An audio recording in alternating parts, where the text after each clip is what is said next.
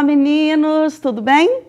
Eu sou Leide Evangelista, professora de Língua Portuguesa e de Literatura pela Prefeitura de Uberlândia e nós estamos agora finalizando o nosso mês de julho e com ele a nossa temática que foi tão importante, né? A temática sobre o meio ambiente e o trabalho.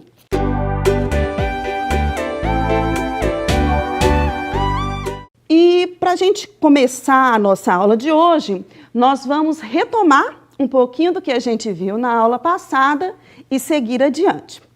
Na aula passada, a gente viu um texto muito bonito, do qual eu gosto muito, que se chama Eu Tenho um Bugre Dentro de Mim. E esse texto, ele foi escrito por Demóstenes Cristino, que é um homem comum, ou seja, ele não é um indígena. No entanto, ele soube, nesse texto, exaltar como ninguém a sua ancestralidade, o meio ambiente. E é isso, né, gente? Não cabe apenas aos indígenas, aos ribeirinhos ou às pessoas que trabalham diretamente com o meio ambiente essa exaltação, esse respeito, essa preservação do meio ambiente, mas cabe a cada um de nós que fazemos parte dele, que estamos inseridos nesse meio ambiente, né? O que é o meio ambiente se não nós mesmos? Além disso, nós vimos sobre a língua, que a língua é viva. E o que significa dizer que a língua é viva? Que ela evolui, que ela está em constante movimento, que ela se transforma com o tempo, e às vezes nós temos as gírias, nós temos os bordões, nós temos os jargões, e essas expressões, elas não são fixas, elas vão mudando de acordo com o tempo, vão, voltam, e às vezes quando elas voltam com uma roupagem totalmente diferente, né? Nós vimos também sobre os bordões, que são aquelas palavras que estão mais na moda, né? Que seria o ranço, seria a gratidão, a sustentabilidade e muitas outras palavras por aí. Hoje, nós vamos falar sobre denotação e conotação, que são dois conceitos importantíssimos dentro da língua portuguesa e justamente tem a ver com as gírias, com os jargões, com os bordões. Vamos lá, denotação. Vocês lembram de ter visto em algum momento aí da vida falar sobre isso? Linguagem denotativa e linguagem conotativa.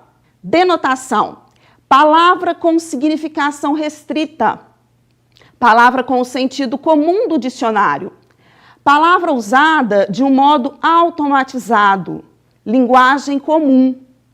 Já a conotação, a linguagem conotativa, seria uma palavra com uma significação mais ampla, palavra cujos sentidos extrapolam o sentido comum, palavra usada de um modo criativo, linguagem rica e expressiva.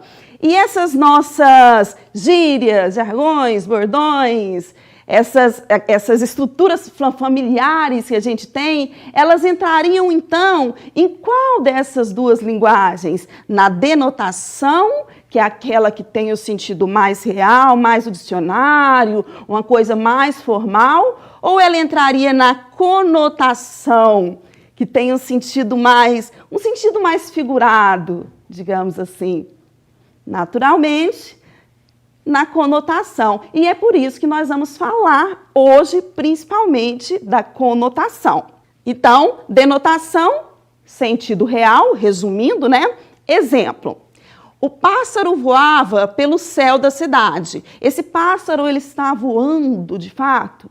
Sim, ele está voando de fato. É o sentido real da coisa. Então, denotação. Relampejou durante a noite. Aqui também, denotação, sentido real, sentido que a gente encontra ali do dicionário. Já na conotação, nós temos o sentido figurado. Exemplo, o carro voava pelas ruas da cidade. Esse carro está voando de fato? Não, né, gente? Tem até uma música que fala alguma coisa assim, né? Esqueci a música, é uma bem antiga, sertaneja, mas fala que o carro está voando aí pelas ruas da cidade.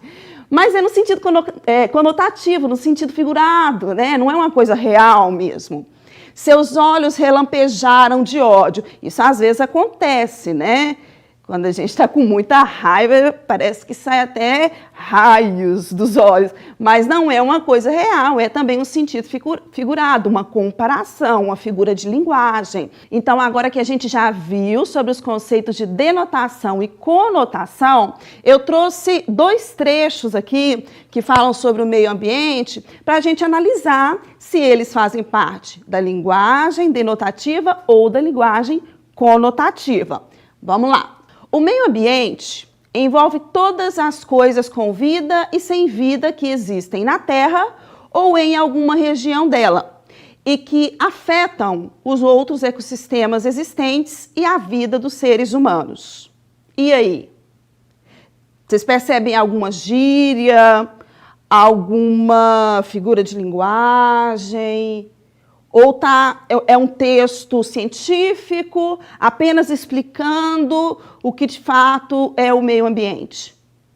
Não temos nada de muito floreado aí, né? Então, se trata da linguagem denotativa. E até depois a gente vai analisar a outra imagem que aparece no outro texto, para ver se vocês conseguem observar essa diferença que existe na denotação, que às vezes não é só na linguagem escrita. Às vezes, na imagem em si, no texto não verbal, também existe isso. Por exemplo, aqui, nessa imagem, nós temos uma mudinha ali sendo plantada, sendo regada, ao fundo tem o sol ali, então não tem nada de anormal, assim, né? Está tudo no seu sentido real. Já na segunda imagem, no segundo texto, aí eu vou começar pela imagem, agora depois a gente passa pelo texto. Nós temos aqui o planeta Terra envolto por uma muda. Então, aqui a gente já viu que não é o seu sentido real, já é um sentido mais figurado, né? Mais poético, por assim dizer. Vamos lá ao texto. O planeta Terra é a tua única casa, amado ser. E a tua verdadeira mãe, a natureza, está a morrer pela tua falta de respeito, consciência e compaixão. Te peço, então, um momento de reflexão. Não jogue seu lixo no chão. Ramá. Vamos analisar, então, o pequeno poema aí. Na verdade, é só um trecho, não é ele todo. O planeta Terra é a tua única casa. Casa, no sentido que nós conhecemos de construção, de fato, a gente pode dizer que o planeta Terra é essa construção a que nós chamamos de casa? Não, né? Então, é um sentido figurado. O que mais? E a tua verdadeira mãe, a natureza, mãe também no sentido que nós conhecemos dicionarizado aí, cientificamente, aquela que gera pelo seu corpo. Nós podemos dizer nesse sentido que a natureza é a mãe? Não, a não ser que nós usemos a linguagem poética, né? Literária. Então, existe o conceito da licença poética, né? Daquilo que é literário. Então, nesse sentido, a gente usa e a gente compreende muito bem o que está sendo dito. Mas é o sentido figurado. Se é o sentido figurado, nós estamos falando de denotação ou de conotação? Eu adoraria ouvir todo mundo dizendo conotação. Mas é isso mesmo, é o sentido, então, conotativo. Se a gente fala de sentido conotativo, de sentido figurado, nós temos que falar naturalmente das figuras de linguagem. O que é a figura de linguagem? É uma forma de expressão que consiste no emprego de palavras no seu sentido figurado. Isso é, em sentido diferente daquele em que Convencionalmente, essas palavras são empregadas. Então, às vezes é uma palavra só, às vezes é uma expressão inteira, mas que constitui uma figura de linguagem, uma maneira de falar diferente, mas que é possível a gente compreender dependendo do contexto, né, em que se dá. Eu coloquei essa imagem aqui, foi para dar uma assustada mesmo, porque vocês, não vai dar para vocês compreenderem. A imagem ficou até um pouco pequena, mas é só para vocês perceberem o quanto de figura de linguagem que nós temos. Mas, obviamente, nós não vamos trabalhar com todas elas, né? Então, não se assustem. Hoje, nós vamos trabalhar apenas com 5, mas em outro momento, possivelmente, a gente verá umas outras aí. Certinho? Vamos, então, às figuras de linguagem. Eu selecionei essas 5 que são mais comuns, elas são mais usadas no dia a dia. Às vezes a gente usa e nem se dá conta, nem percebe, mas está acontecendo cotidianamente. Comparação. O que é comparação? É bem óbvio, né? Comparar algo com outro. Mas em que sentido que ela entra como uma figura de linguagem? É a aproximação de 2 termos entre os quais existe alguma relação de semelhança, como na metáfora, que também é uma figura de linguagem. A comparação, porém, ela é feita por meio de um conectivo, de uma palavrinha que liga outras palavras e busca realçar determinada qualidade do primeiro termo. Aí eu coloquei ali os exemplos. A chuva caía como lágrimas de um céu entristecido. Bonito, né? Qual é a comparação que está sendo feita ali? Quais são os 2 termos que estão sendo comparados? A chuva e as lágrimas. E aí nós temos o conectivo. O que é o conectivo nesse caso? O como. Poderia ser outra palavra? Poderia. A gente poderia, por exemplo, colocar ali: a chuva caía tal qual lágrimas do céu. A chuva caía igual a, semelhante a, parecido com. Então, tem muitas palavrinhas que servem como conectivos. E se eu tenho uma comparação e existe um conectivo ali no meio, a figura de linguagem, naturalmente, será a comparação. E o segundo exemplo. E há poetas que são artistas e trabalham nos seus versos como carpinteiro nas tábuas. Eu achei muito bonita essa comparação, e eu lembrei de uma coisa que eu falei na nossa primeira aula. Só lembrando aqui primeiro, a comparação é entre o poeta e o carpinteiro. E eu dizia lá atrás que a poesia, ela não está somente no texto, somente no poema. A poesia é aquilo que nos toca, que enternece a nossa alma de alguma maneira. Então, pode ser por meio de uma música, que existe poesia, uma obra de arte, às vezes até um casal que tem uma sincronicidade muito grande e você consegue perceber uma poesia ali. E aqui no caso, como estamos falando de carpinteiro, uma mesa que foi feita com amor, que foi feita com poesia, e a gente consegue perceber isso também. Daí a comparação ter sido tão bem pensada, né? Mas também Alberto Caeiro. Então, a próxima é a metáfora. A metáfora, ela é a prima da comparação. Por quê? Porque ela é uma comparação também, mas ela não tem o termo conectivo. Só para a gente relembrar o termo conectivo que a gente viu aqui, ó, está em verde, como, mas como eu disse, tem outros que a gente poderia usar. Já aqui na metáfora, olha lá, comparação sem o termo comparativo. Exemplos. A menina é um doce. Qual é a comparação que eu estou fazendo aqui? Quais são os 2 termos que estão sendo comparados? Isso mesmo, menina e doce. No entanto, ele já vai direto. Eu não percebo que tem nenhuma palavrinha para ligar aqui. Então, é a metáfora. É uma comparação, mas não tendo conectivo, se torna metáfora.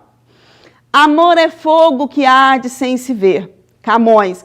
O que está sendo comparado aí? Amor ao fogo. Mas em vez de falar é parecido com o fogo, é igual ao fogo, ele já vai direto ao ponto. Amor é fogo. Então, metáfora. Seu sorriso é o sol em um dia de chuva. Isso aqui é legal.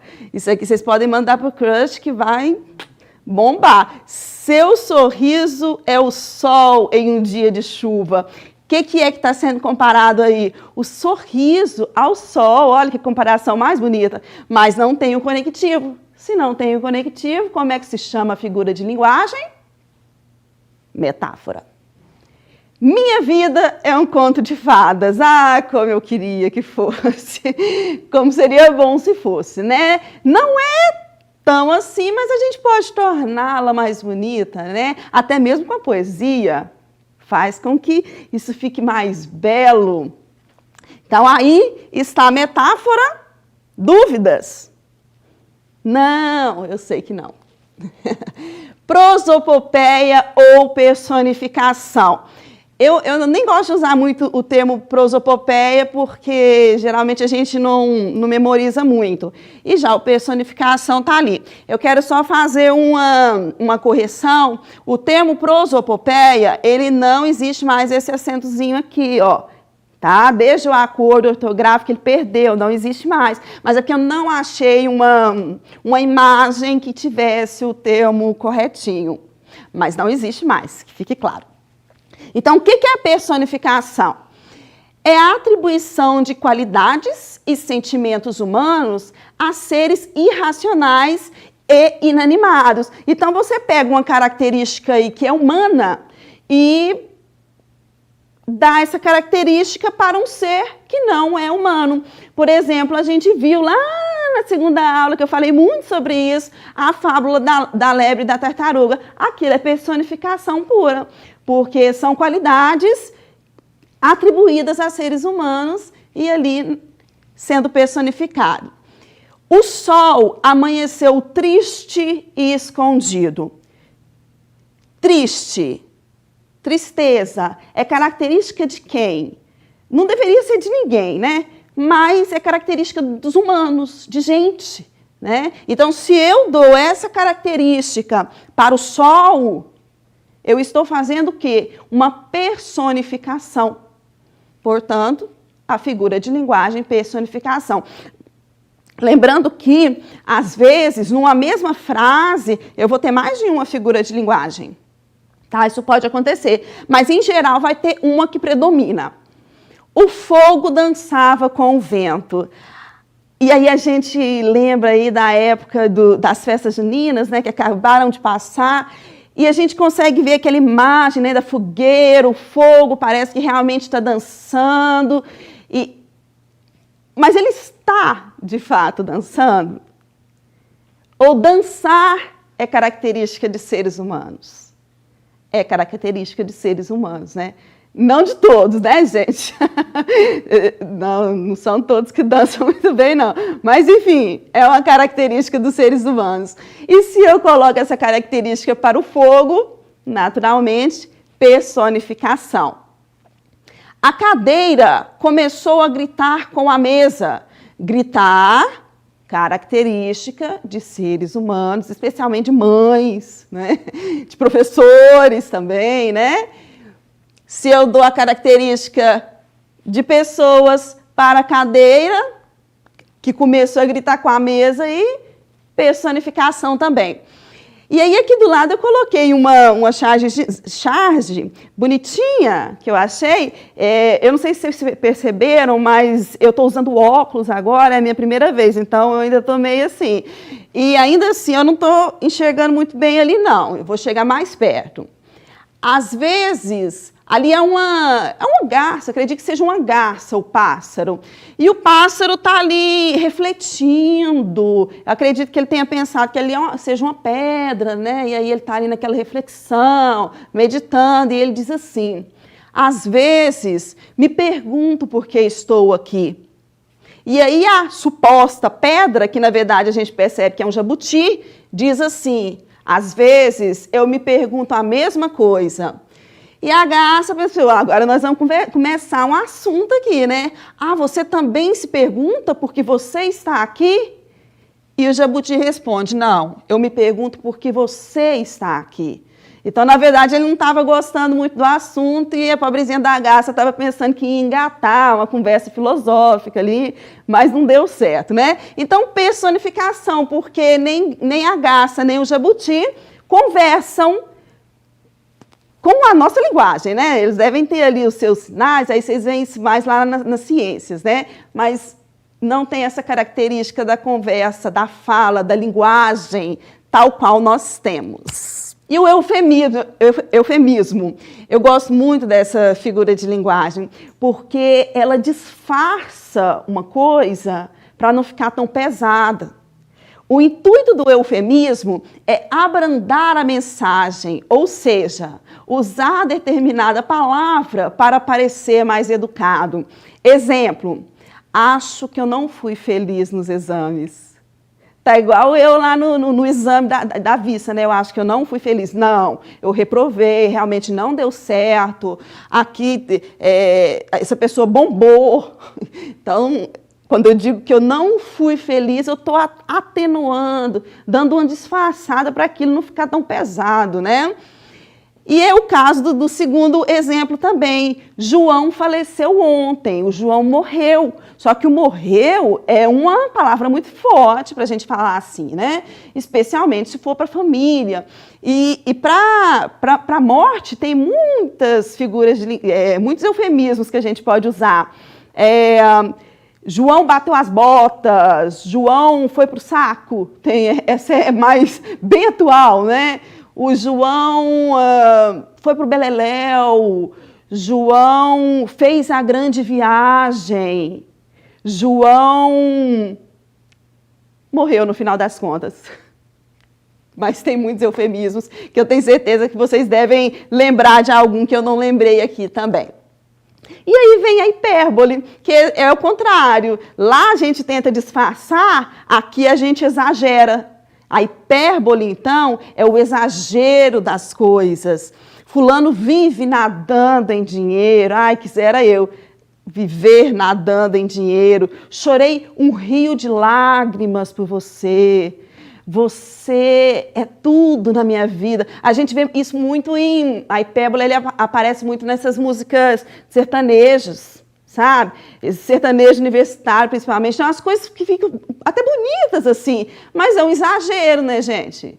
Ninguém vive pelo outro, na verdade, no final das contas, né? Então, está sempre usando a hipérbole. Em algum momento a gente ainda analisa alguma música sertaneja aí, que vocês vão ver o tanto de exagero que tem. Então, nós vimos sobre essas 5 figuras de linguagem e o quanto que elas são importantes no nosso dia a dia, né? No nosso cotidiano, o quanto a gente usa. Mas se a gente for levar isso, por exemplo, para a questão do trabalho, não na questão da oralidade, né? Porque na oralidade a gente usa mesmo. Mas se você for escrever um relatório, um texto assim com conteúdo mais específico, é comum a gente usar as figuras de linguagem? Aí já não é tão comum, né? Aí a gente vai voltar o quê? Lá na denotação, na linguagem denotativa. Peguei até um exemplo aqui sobre o trabalho, para a gente analisar se de fato existe alguma figura de linguagem aqui. A sobrevivência da raça humana sempre esteve ligada à força de trabalho. Desde as técnicas mais rudimentares de produção até os modernos modelos de execução de tarefas à distância e de substituição da mão de obra tradicional por robôs, passamos por inúmeras transformações que contribuíram para elevar essa atividade à categoria de verdadeira protagonista em nosso dia a dia. Um texto científico que foi tirado, inclusive, de uma redação do Enem e que não tem, né? Não trabalha com figura de linguagem, porque justamente em questão de trabalho a gente evita usar linguagem figurada, né? A gente usa uma linguagem mais formal, mais culta, isso em geral. Então, agora que nós já conhecemos algumas das figuras de linguagem, nós vamos praticar um pouquinho. Chegou o momento que eu mais gosto. Eu coloquei aqui 5 frases para a gente analisar a qual figura de linguagem elas pertencem. Como eu tinha dito, às vezes em uma frase ela vai aparecer mais de uma figura de linguagem, mas eu coloquei frases bem simples, só para a gente dar uma relembrada mesmo. Então vamos lá. Letra A. Quase morri de tanto trabalhar. A gente quase morre de tanto trabalhar mesmo? Às vezes pode acontecer, né, gente? Mas, em geral, isso, a gente fala esse tipo de frase quando a gente chega em casa muito cansado. Então, isso é um exagero. Se é um exagero, olha lá, qual é a figura de linguagem que nós estamos usando aqui na letra A? É a hipérbole. Hipérbole. Letra B. O trabalho é como o motor da vida. Aqui a gente está vendo que naturalmente está sendo feita uma comparação. Uma comparação entre o quê? Entre o trabalho e o motor da vida. Existe uma comparação e existe também uma palavrinha que é o conectivo. Se existe uma comparação e um conectivo, qual é a figura de linguagem que nós vamos usar? É a primeira que está lá em cima que a gente trabalhou, a comparação. E aí, nós temos a letra C, onde diz que o trabalho é o motor da vida. Então, existe a comparação do trabalho com o motor da vida, mas eu não tenho conectivo nenhum.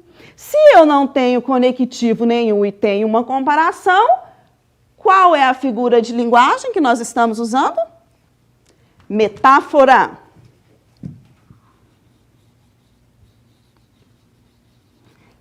Metáfora.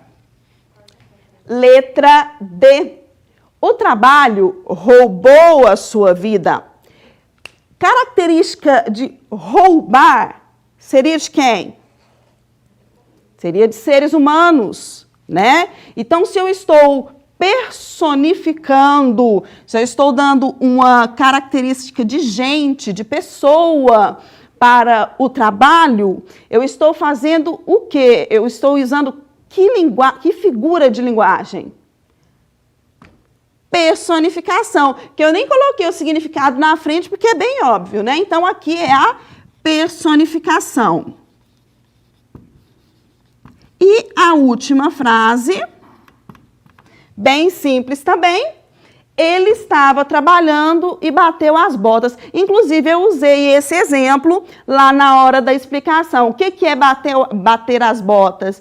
É morrer, né? Então, eu dei uma suavizada, uma atenuada para não ficar tão feio. Mas esse bateu as botas, a gente não costuma falar com a família, né? A gente costuma falar mais entre amigos mesmo, né? Fulano bateu as botas. Então, esse bateu as botas aqui é um eufemismo. Prontinho. Chegando ao final de mais uma aula.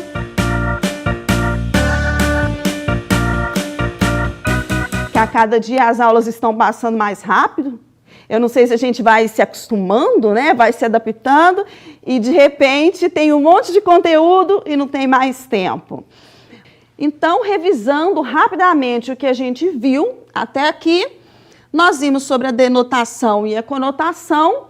Resumindo, denotação, sentido real das coisas, sentido dicionarizado, linguagem mais formal. Já a conotação é o sentido figurado, a coloquialidade, a oralidade. Vimos sobre as figuras de linguagem, 5 figuras. Como eu disse, provavelmente na próxima aula a gente vai ver mais algumas também. Próxima aula já com nova temática, né? Então, é isso. Queria deixar uma mensagenzinha bem curtinha para vocês, até porque não temos mais tempo. Mas, assim, nesse momento em que estamos vivendo, Como a gente falou de língua que é viva, que muda a todo tempo, nós também mudamos. E é preciso que a gente esteja nessa mudança constante. O trechozinho que eu vou falar é de uma música do Gabriel Pensador, bem curtinho, que diz assim: muda, que quando a gente muda, o mundo muda com a gente. A gente muda o mundo na mudança da mente. E quando a gente muda, a gente anda para frente. E quando a gente manda, ninguém manda na gente. Na mudança de atitude, não há mal que não se mude, nem doença sem cura. Na mudança de postura, a gente fica mais seguro. Na mudança do presente, a gente molda o futuro. Então, que a gente tente mudar o nosso presente para melhorar o nosso futuro. Até a próxima aula. Que vocês continuem acessando a plataforma Escola em Casa. Estou gostando de ver, está tendo muitas visualizações. Isso quer dizer que vocês estão acompanhando de verdade. E até a próxima aula. Beijo. Tchau.